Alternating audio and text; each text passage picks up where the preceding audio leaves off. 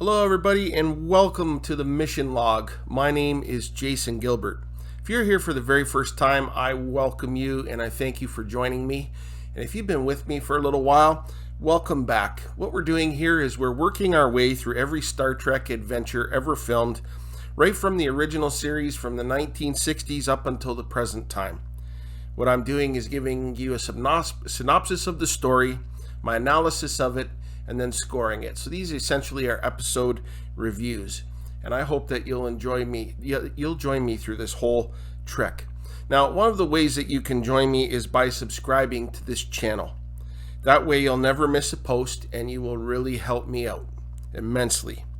Also, you can check me out on Instagram at Trek Mission Log, and we can interact on there. Now today I'm going to be reviewing the episode titled Miri. This is the original series, Season 1, Episode 8. It aired on October the 27th, 1966. It was written by Adrian Spies, directed by Vincent McVitie, and produced by Gene L. Kuhn. So, without any further ado, let's get into the story.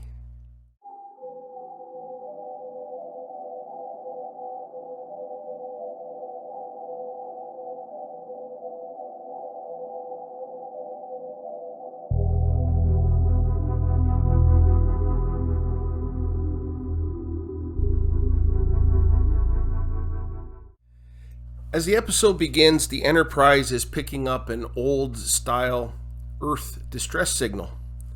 As they get closer to the planet, they discover that it is an exact duplicate of planet Earth, which is strange because they are hundreds of light years away from Earth.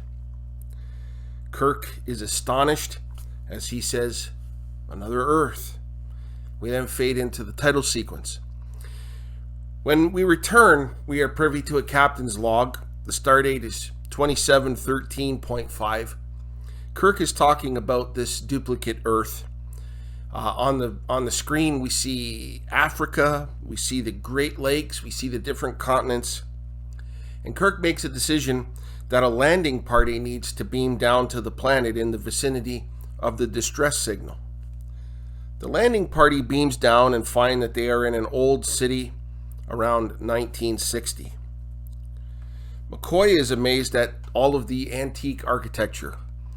However, the city looks like a ghost town. It is deserted.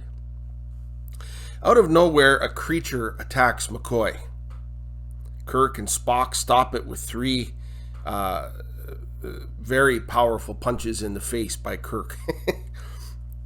The creature is crying over a broken tricycle.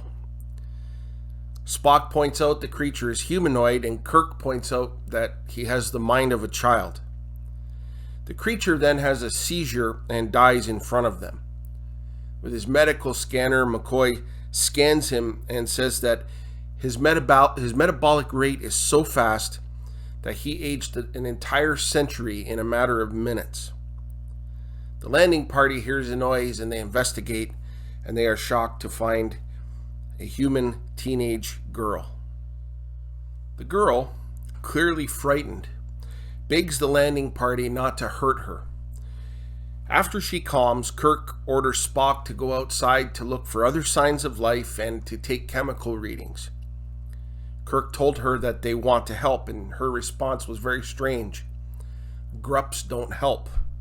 She told Kirk that the Grups, which is a reference to grown-ups, all got sick and died off.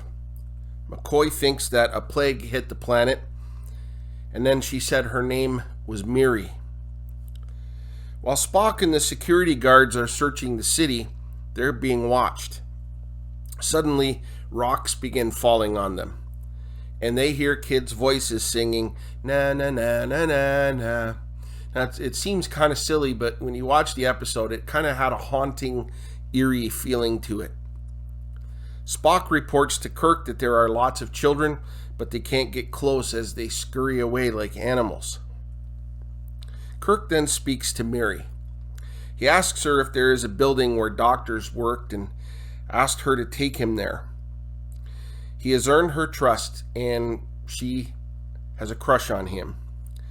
It is then that we see a discoloration on Kirk's hand, indicating that he now has the same sickness that killed all of the adults off.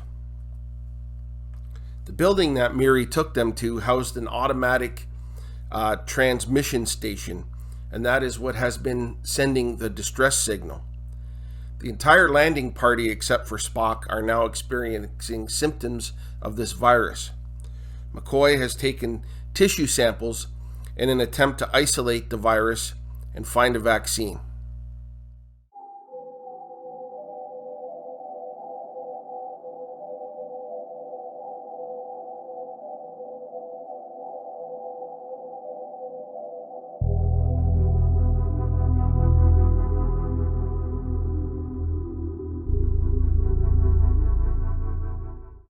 Upon reading the records in the medical laboratory, Kirk discovered that life prolongation experiments took place in that building.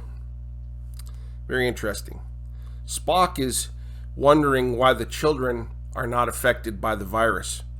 The adults died on the planet 300 years ago, but there are children in the streets. They want to know how the line continued while the adults have died off. Spock eventually discovers through his own calculations that with their life prolongation experiments, a person would age only a month for every 100 years of time. And because of a miscalculation by that planet's scientists, the virus came and wiped out the entire adult population in a very short period, leaving only the children behind, which means that the children that they are encountering are immensely old, as in 300 years old. And when their bodies do eventually reach the stage of puberty, the virus sets in and they die rapidly. They need to communicate that with the rest of the kids. So Kirk now is trying to use Miri to take him to where the kids live. We see a group of kids being led by a teen named John.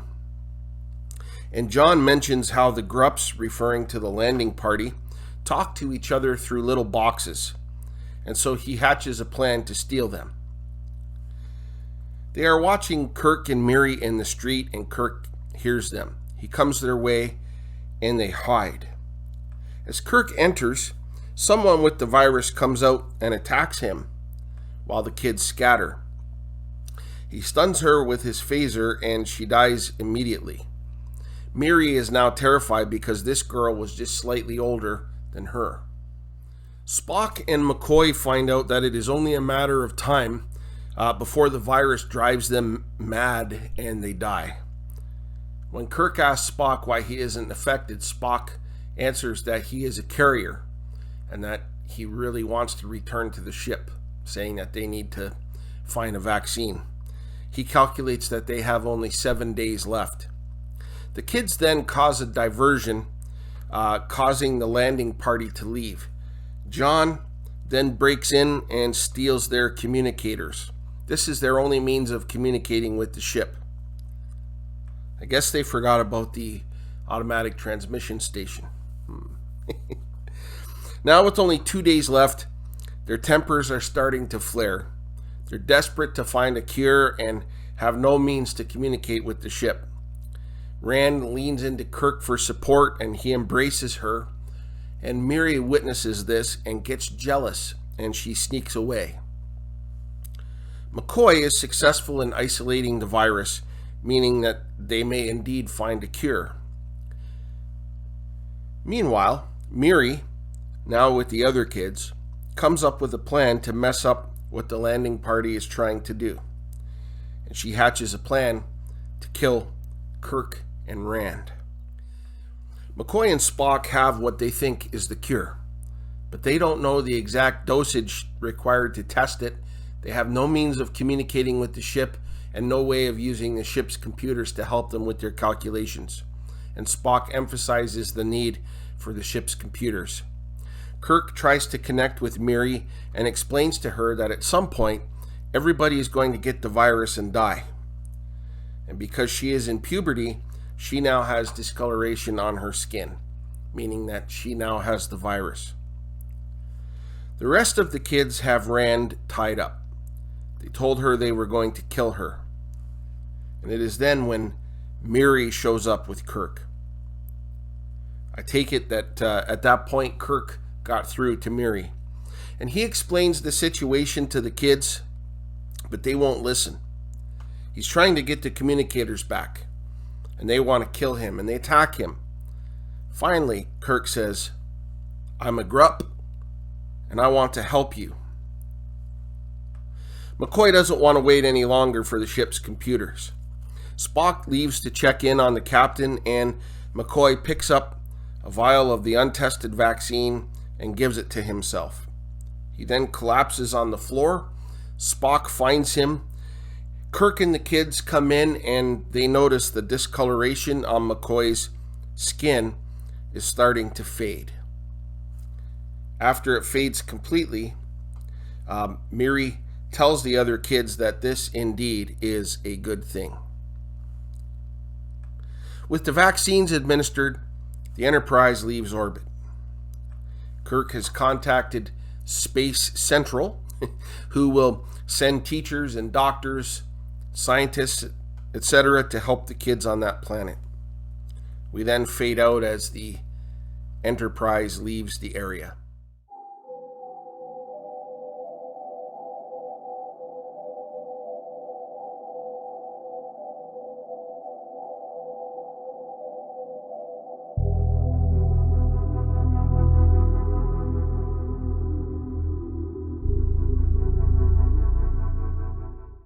Miri is a very ambitious episode of Star Trek.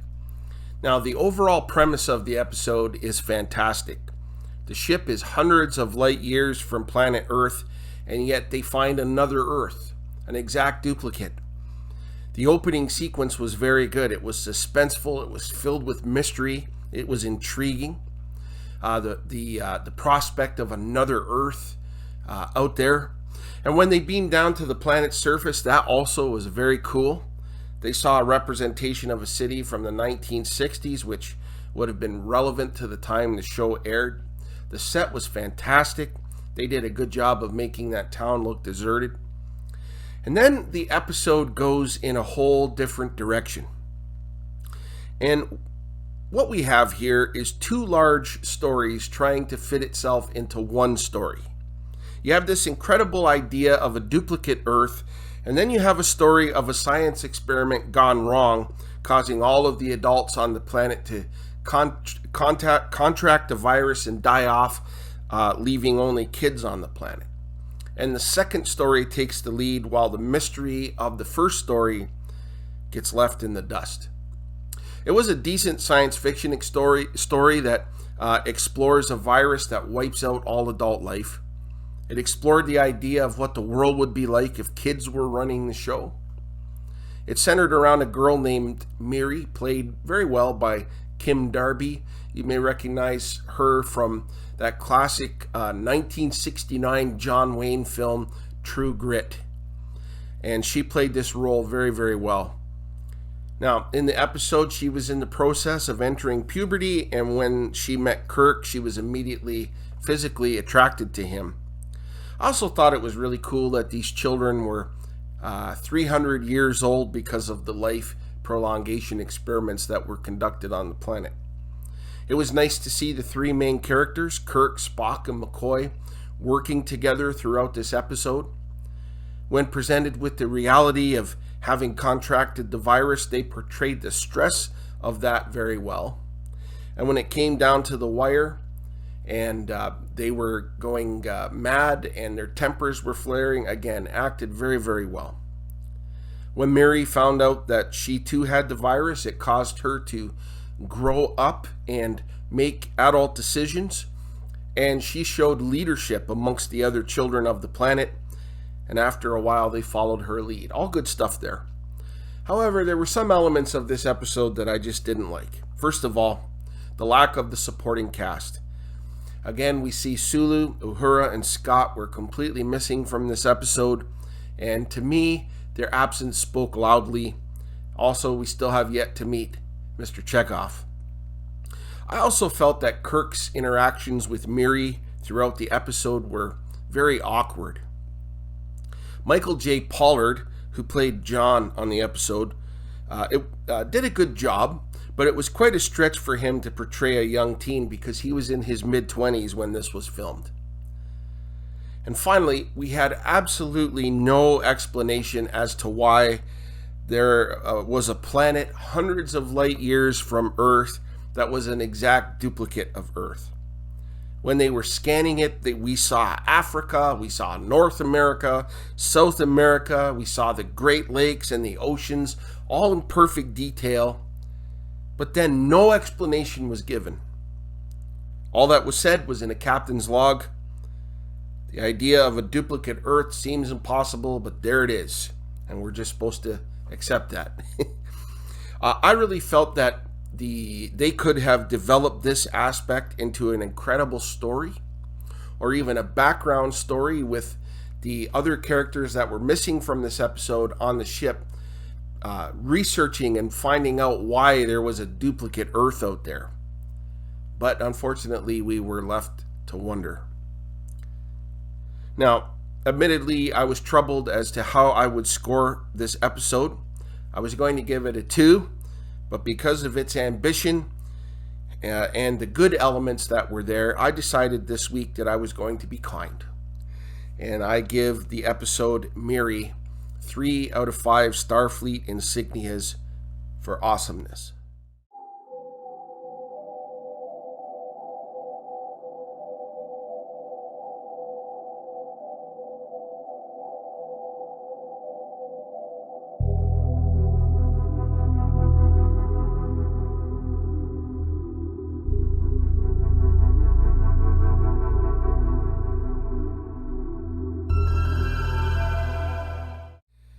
Well, once again, from the bottom of my heart, I thank you for joining me for another episode of The Mission Log. And I hope that you thoroughly enjoyed this episode. Please feel free to leave a comment telling me what you liked about the episode, or if there's areas where you disagreed with me. All I ask is that we respect each other, that we keep the comments profanity free. Also, if you have any suggestions for me on how I can improve this channel, please leave that in the comments as well. You can also interact with me on my Instagram page at Trek Mission Log. You can look for me there. I want to invite you to join me next week as I review the episode Dagger of the Mind. It's going to be a good time again. Please consider subscribing to my channel. It would really help me out immensely. Gas is so expensive, I need gas money. No, if you don't like this content, please feel free to not subscribe, but I would love it if you do, and that you would join me on this quest to go through every Star Trek episode and movie ever filmed. So, until next week, live long and prosper.